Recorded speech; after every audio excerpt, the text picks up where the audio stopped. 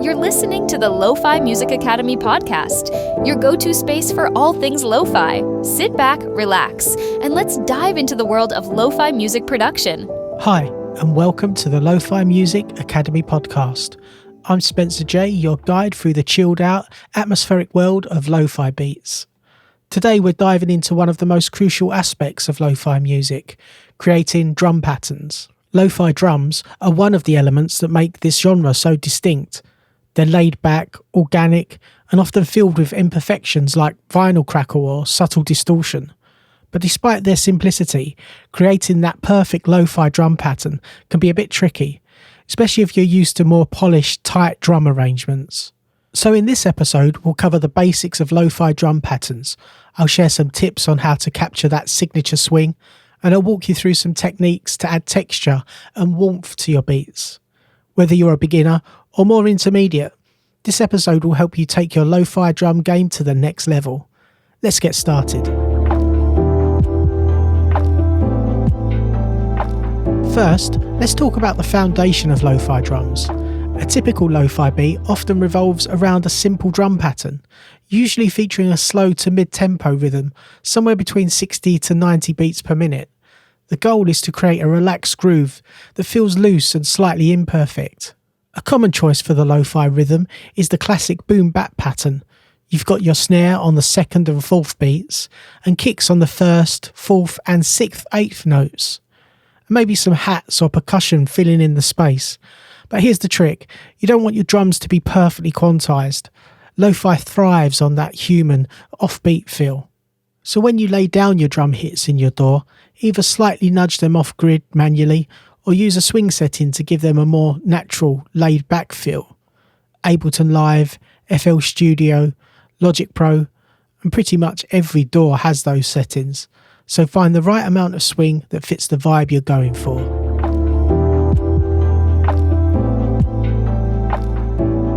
One of the defining features of lo-fi drum patterns is the texture.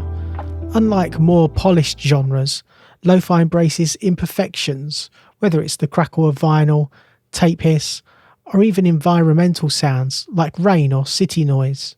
To achieve this, consider layering sounds on top of your basic drum hits. You can add some vinyl crackle to the entire track using plugins like iZotope Vinyl, or lay a subtle tape hiss under your snare to give it more warmth. Another trick is to find drum samples that already sound a bit worn out, or use effects like bit crushing and saturation to really age your drums. You can easily find drum sample packs online that have those textured elements built into the sounds already, or you can use tools like RC20 Retro Color to add wobble, noise and distortion to your drum patterns.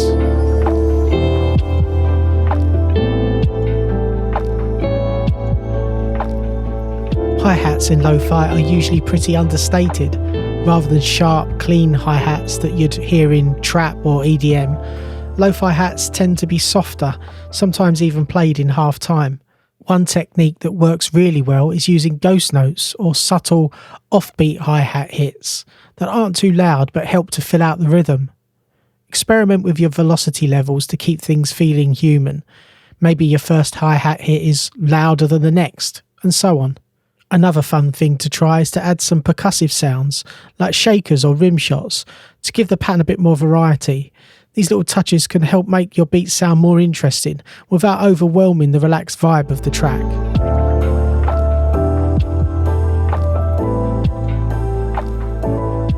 Now let's get into swing and groove. Lo-fi beats often have this dreamy, almost sleepy feel, and that comes down to the way the drums are arranged. You don't want your beats to feel robotic, so adding swing or shuffle to your hi-hats and kicks is key. Like we mentioned earlier, you can adjust the swing settings in your DAW, try setting your grid to triplets, or adding just enough delay between hits to make the rhythm feel looser. And remember, don't be afraid to get experimental. Lo-fi is all about imperfections, so embrace the offbeats and missed hits.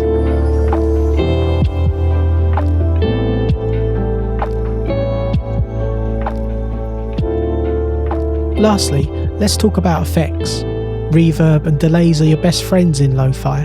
Add a bit of reverb to your snare to give it space, or use delay on your hi-hats to create a dreamy, atmospheric vibe. Just make sure to keep it subtle. Lo-fi tracks have this delicate balance of space and intimacy. Too much reverb can make the track feel washed out. Also, don't forget to use saturation to give your drums that analog warmth. A little goes a long way here, so dial in just enough to make your drums feel cozy without overpowering the mix.